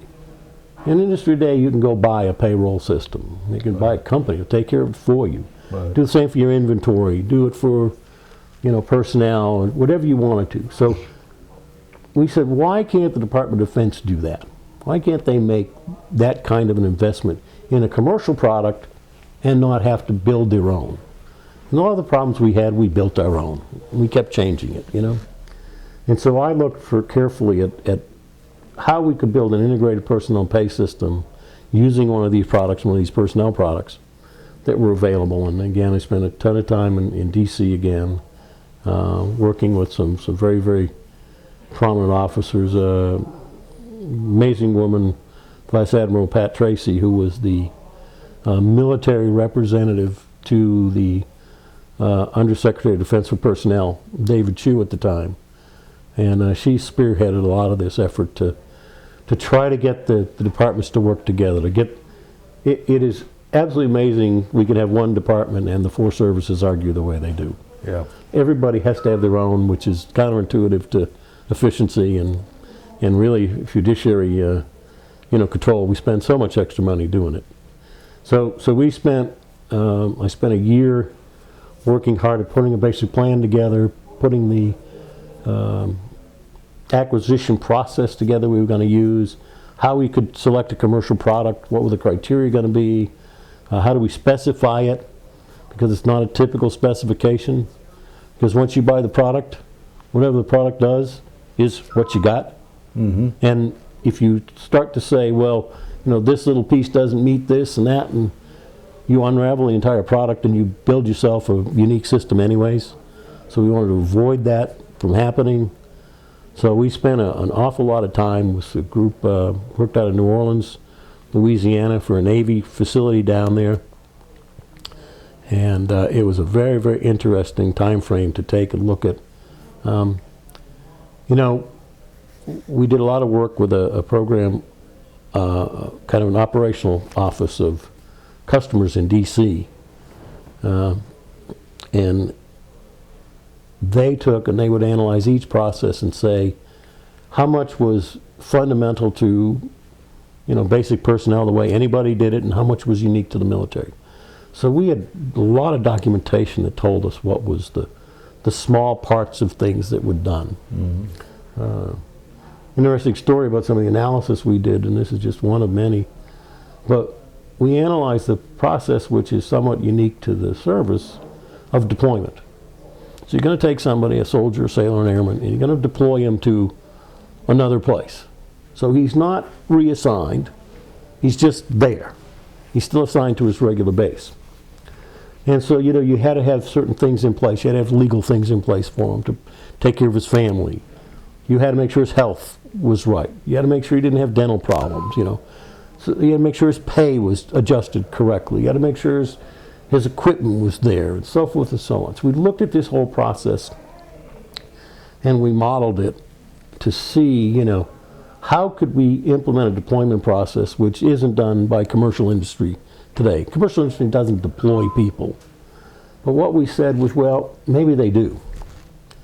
Because if you work for an oil company, and you're going to be deployed to the oil rigs out in the Gulf and spend a month out there, then it's the same kind of a process, maybe not as rigorous, but so we try to adopt some of that.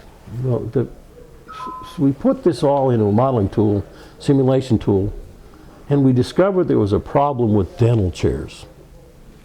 And we kept saying, wait a minute, why is a dental process, why is a dental check a problem?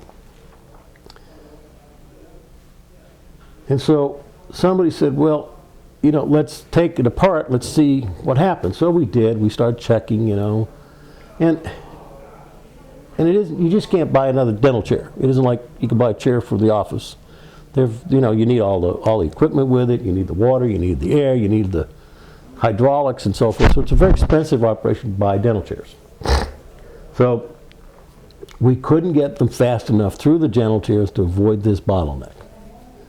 So we spent about 6 months looking at what could we do to improve this process to make it flow more smoothly. And one day we're all sitting around in a room looking at it, and somebody asked the question, why do we do dental chairs in the first place? And everybody said, well, it's obvious. You can't have somebody going out there with bad dental problems and having toothaches all the time, because they're not going to be any good for fighting. He said, no, that's not my question. He says, where did we start this process? Why do we do it at all? Why does the military require it? And we check back, and why we do dental checks and why we have such a good dental program in the DOD is because of President Eisenhower. Because he discovered during World War II, when the gentlemen went through the service and were able to be supported by the military dental process, oral health care improved significantly when they returned home. And so he kept a very rigorous dental program in place to help, and they probably did, our oral health care over the course of many, many years. And so we started looking at that, and we said, well, let's take a look at, do we need to do these dental checks? What are they required for? So we started analyzing, we started figuring out that most of the dental checks went without a problem. And so we started looking back and figuring a few things out and looking at the process, and we said, well, if this happens or that happens or these other things happen, maybe we can eliminate the dental check for this individual. because it's either already been done, we know there's good care, we know there's not going to be a problem, whatever it was. And sure enough, as soon as we attacked the fundamental question, the process went completely smooth. There was no more bottlenecks, and it worked well. So a lot of those little things were things that the department had ingrained into their processes that they never knew where they came from, but nobody could seem to say, don't do it anymore. So that this work we did with commercial products made it very, very visible to people what kinds of impacts we were having and what kinds of process things we were doing. Keep it simple, stupid. Yeah. The old KISS principle. And that's what we did. And we said, if we can give you 85 or 90% of the capability you have today in a commercial product, would you be happy? And they said, if it worked, probably yes. And so, you know, we spent that year, and you know, my concept when I left and I retired was, you know, not only keep it simple, but keep it small. Do little things. And unfortunately, the department was in such a huge problem, especially in the Army, with their personnel system capabilities that were so flawed that the decision was made to implement the Army as the first step. And I kept asking the question, what do you mean implement the Army? The Army isn't a process. Army personnel isn't a process. What about the Army is broke? Tell me a fundamental capability they need, they don't have today, or one that doesn't work today that's so broken that they take anything in place of it. And unfortunately, I think without doing that, it became the same old problem of, you know, well, it's the Army's way, it's not the Air Force, and not the Navy's way, so we can't do it that way. We have to have it different. And when you looked at it, 85 and 90% of it was exactly the same. Same as the Air Force. Same as the Air Force. Every service had fundamental things they had to do, and most of them were tied back to Congress in some way, shape, or form, and usually to the money. Yeah. You know? So that convinced me, kind of prior to my retirement, you know, that some of the ways the DoD did business was probably needed a major overhaul, and unfortunately the McNamara's of the world had left at that point in time. So maybe that kind of gives you a rundown of some of the highlights of things I did and some of the interesting things that happened during my career in the Cold War. So when did you retire, Larry? I retired in 2001. Actually retired in August was when they had my ceremony. I had one retirement down in New Orleans where Vice Admiral Pat Tracy was able to officiate. And then I had the privilege of having another ceremony on the USS Constitution in Massachusetts. And that was kind of special because family was there. Yeah. You know? That's right where you're from. Right where I was from. And the old ship, Old Ironsides. Yeah. So, yeah. Did you have any children? We had 3 boys. Have one that's 40 now. What are their names? David, Ryan, and Andrew. And David is a financial officer for a tourist company down in New Orleans. And he has a son, our first grandson. And my son Ryan is currently in Canada. He's been up there for the last 5 years. He's studying for his PhD in chemistry. And he expects to be awarded his doctorate in probably this spring. He expects sometime after the first of the year. So we're looking forward to that very much. My third one lives here in Springboro. And he's studying for a math degree. What's his name? Andrew. Andrew. Yeah. And he's 26. One grandchild? Just one grandchild, yeah. And what about your wife? Does she work? My wife has worked at various times. She trained to be a dietitian and a nutritionist. She worked for the WIC program mostly, Women, Infants, and Children, which is a federal program that provides food, care, and help to young mothers with low-income young mothers and their children to help them with health care, like I say, nutrition. Is that what she does now? Now she's retired like I am. Oh. Both. And what did you do when you came home? After I left the military, I worked for the defense industry for about 15 years. Before I finally retired, I worked for 2 companies. A lot of work in software program management again. Then I went back into the acquisition business, and I spent a year on the Global Hawk remotely piloted aircraft, working on their control center. What companies did you work for? I worked for a company called CACI and another one called MCR. MCR? MCR, yep. MCI? MCR. MCR, Yeah. okay. So, And, and I worked also on our remotely piloted aircraft, what we call the airborne sense and avoid capabilities. Today, you know, normal aircraft has capability to know where it is in the sky and know who's around it. Our remotely piloted aircraft don't have that capability. Oh. So we have to fly them in very special restricted airspace conditions in order to take and make sure they can fly safely through the airspace. So there's a move afoot to see if there's a way to economically put a sense and avoid capability inside the, you know, the RPAs in order to take and allow them then to fly as a normal aircraft would. and know what in the vicinity. Right, know who's in the vicinity, landings, takeoffs, you know, there's a lot of That's all things. handled from a remote. It's all handled remotely, yeah. The Global Hawk is most familiar with their ground station is literally if you take the back of an 18-wheeler, the trailer off an 18-wheeler, and you cut it in half, and you put equipment in one half, and the other half becomes a crew compartment. What you find is there's just about enough room for a chair and a person to sit inside that, and the wall is back behind them. It's a very noisy environment because of the amount of equipment that's running. It's a very cold environment because they have to keep the cooling going on. The operators. This is the operators, yeah, who are actually flying the aircraft. So there's a move afoot to modernize that and put it into a regular building. Yeah. You would So, think so. yeah, it's our RPAs came out of the laboratories and really out of DARPA, which is a very early research facility for a lot of work. And unfortunately, they were so good when they come out of the laboratory that we skipped the development phase and immediately put them into operation in the, you know, in Desert Storm. So in Desert Shield during those two conflicts that. We had a interview with a Vietnam veteran just last evening, matter of fact, and they had remote control vehicles in Vietnam. Yes, they did. So they're not a new No. phenomenon. No, remote control vehicles, even flying vehicles, have been around for a long time. Yeah. The secret to our new capabilities have been two things. One is obviously their ability to provide reconnaissance. To what?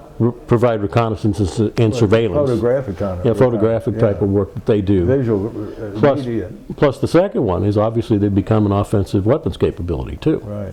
So we've really enhanced the remote capabilities that were available to the country in a significant leap. You know, we don't need to have the control center located close to the aircraft. I mean, you know, we fly all the sorties out of the United States, that come out of the United States, and they're flying all over the world. Right. So we do it a lot through satellite communications. So it's a very interesting phenomena of what we've done with. One of the interesting, I read a paper many years ago about the trends in technology that were coming about, and this by itself, prior to us having the RPAs we have today, was considered the #1 trend in technology that was going to take and enhance military capability significantly. So, I'm one of the main worries I as a person have and fears of is there a redundancy to our satellite system? Because if they take out, for example, if an enemy of our country took out our satellite system, I see us being like in a cave. that's a lot of the controversy that surrounds our what's called anti-satellite policies in space defense today.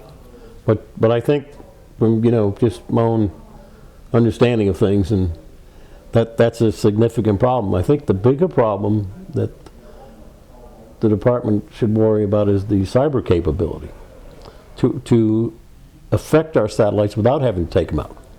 being able to impact their signals. But that's the same Well, if that's the same, yeah. same result. Same result, right, right.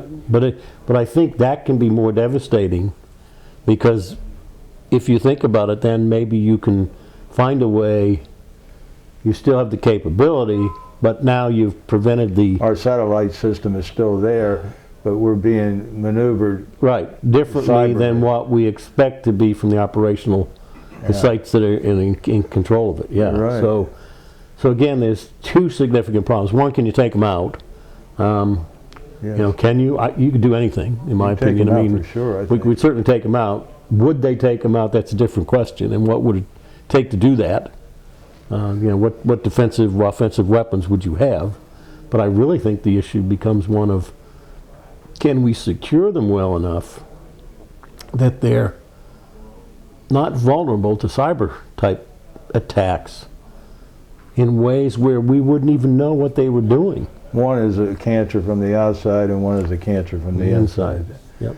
But they both have the same effect. They affect the same way. Exactly. And then can we operate? Well, that's going to be the question. Can we, or would we? And if we would we be able to operate effectively? Absolutely. Yeah, that's the real secret's going to be, can you be effective with the weapon system?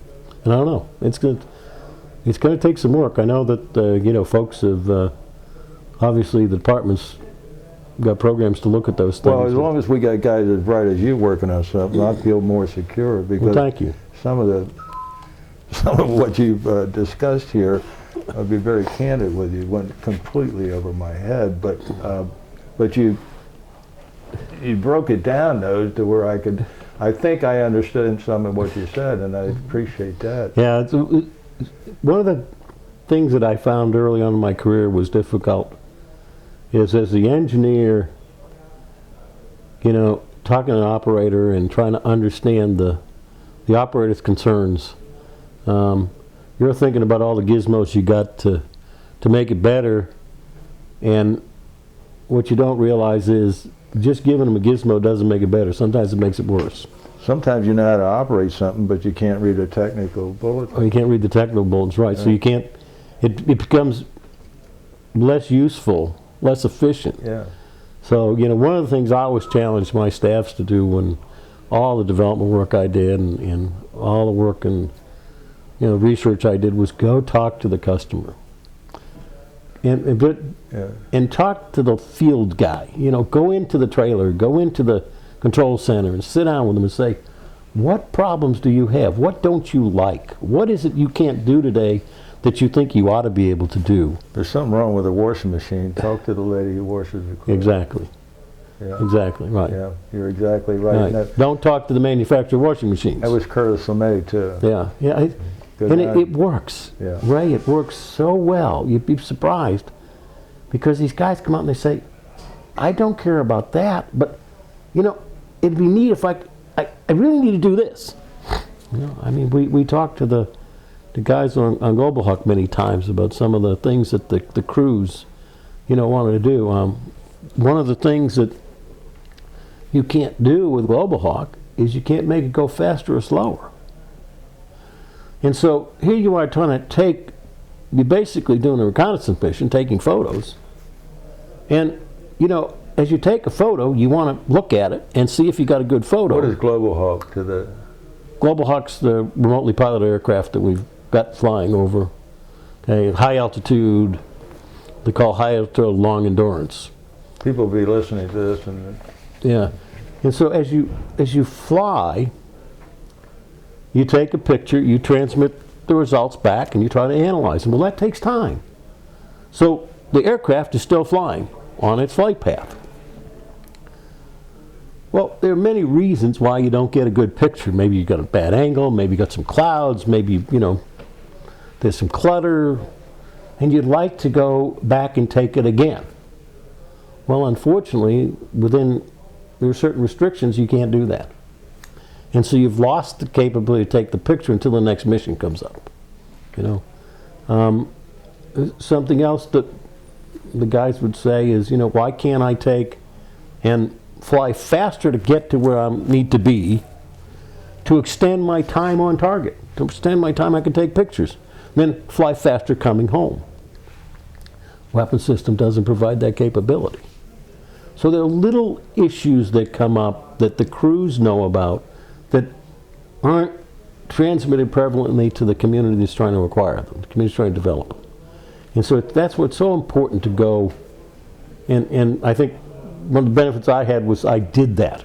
You know, I sat in the operator's seat, so I understood the ICBM business. I dealt with the Soviet system, so I understand my adversary and what my adversary is thinking about. You know, I did ICBMs from an operational perspective, a development perspective, a defensive perspective, to really fully understand, as my buddy says, you know, and I don't claim this at all. He says, you got to be one of the world's experts in ICBMs now. I don't know. Certainly I know a lot about them and the things they've done, and you know, some of the capabilities we have. But it's been a very interesting career. I've enjoyed it, and so. Well, before we end, though, Pat Allen, who's been monitoring the camera for us today. Pat, do you have any questions you'd like to ask? Well, I've been thinking, Larry, you were talking about the mobile missile launchers. Mm-hmm. Yep. Well, back in the Second World War, didn't the Germans have mobile rocket launchers that were capable of moving around? Yeah, some of the German, what do you call them, V-rockets, were capable of that, but they were more tactical. They were short duration, short flight times, not very accurate. One of the biggest problems with mobility is your accuracy. And I'll kind of draw a picture. For the ICBMs, about every year or two, we would have a geodetics team come out and resurvey the site, so as we knew exactly where we were when we launched. And people say, well, wait a minute, don't you know where you are? That's critical. It's absolutely critical. Flight changes in the Earth. You know, the Earth changes. You have ground that goes deeper or raises, or a farmer does a field and so he causes the Earth to change its characteristics. So you had geodetics. Well, now you've taken this ICBM, which is sitting very still in a silo, and now you put it on a truck and you've jockeyed it and driven it around the world. So I don't think anybody would ever tell me our road system is really smooth and right? No. We bounce along the roads as good as they are all over the place. And now you're taking them not into paved roads, but these dirt roads. And so the Germans' capability, while they could launch a rocket and send you a weapon, the problem was, where was it going to go?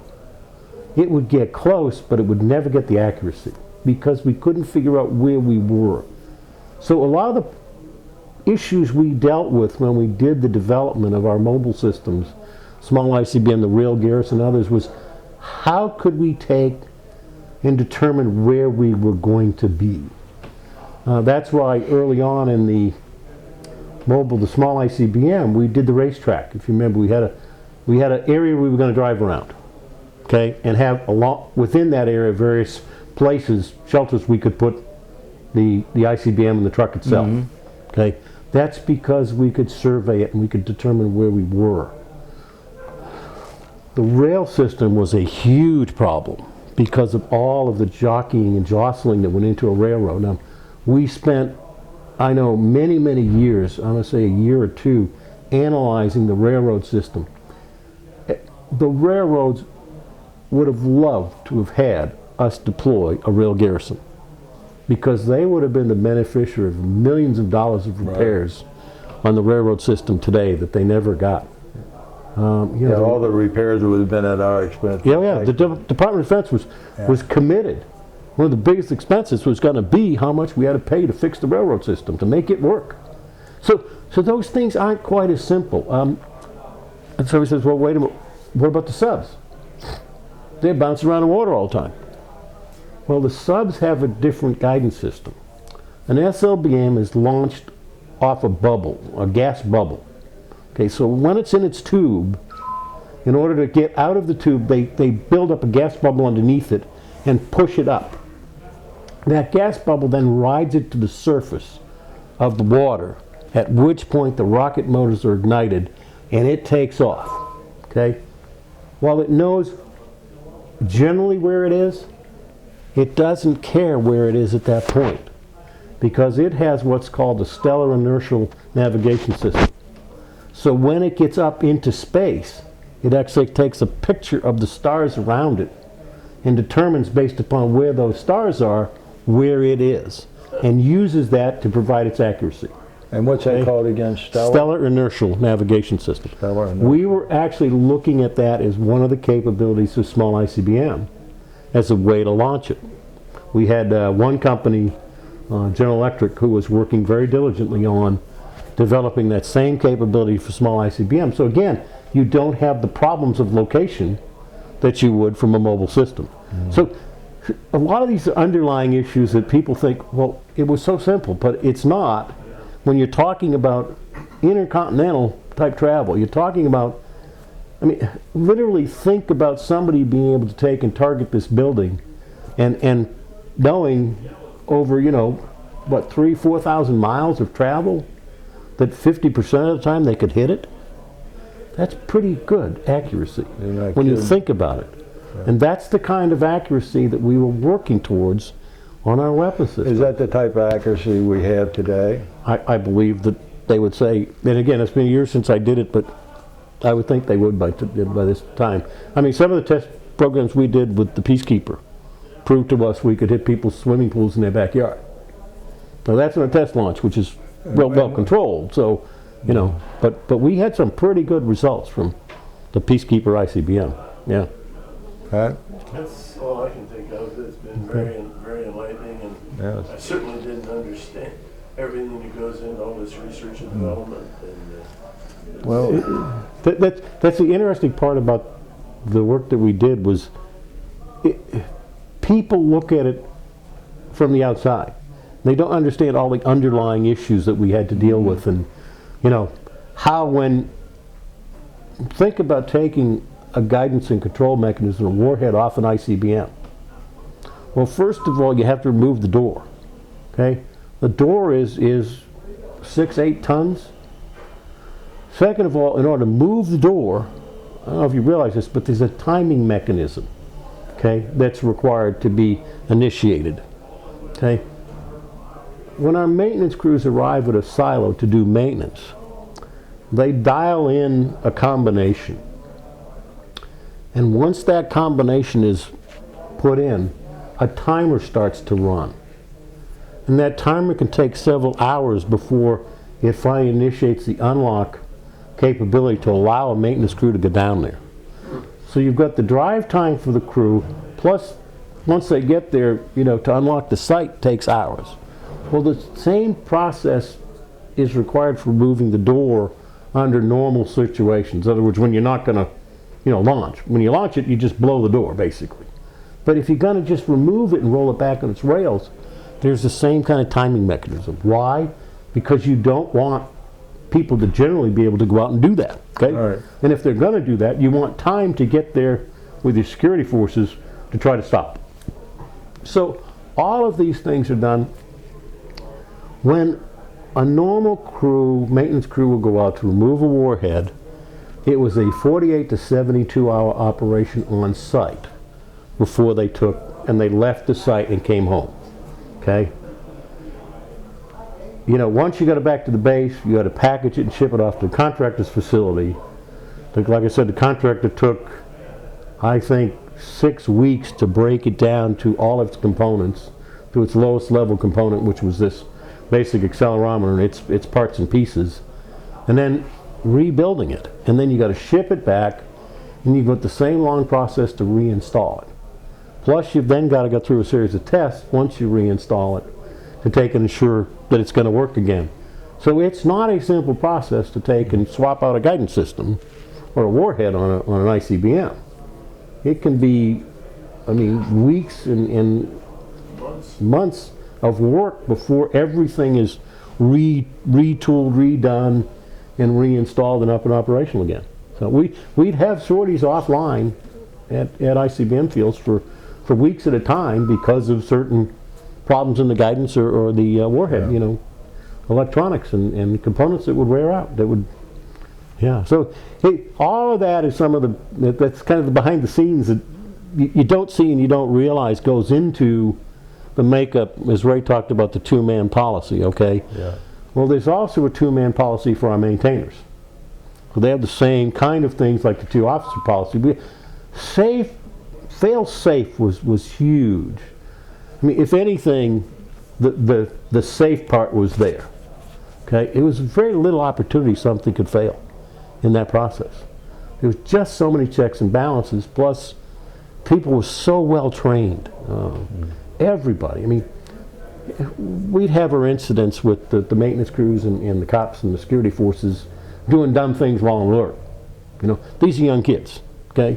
But I will tell you, they were highly professional when it came to their work. You know, when they were asked to do something seriously. Yeah, you don't last long in SAC if you weren't. If you weren't, right. That's you right. were smart, right kids that did a good job. They had an uncanny ability to pick the right guy. They fixed you with that, didn't they? That's right. That's right. Well, I want to thank you, Colonel Larry Sweeney, Lawrence Sweeney, for this educational, enlightening, and good, clear explanation of our defense capabilities and your part in them.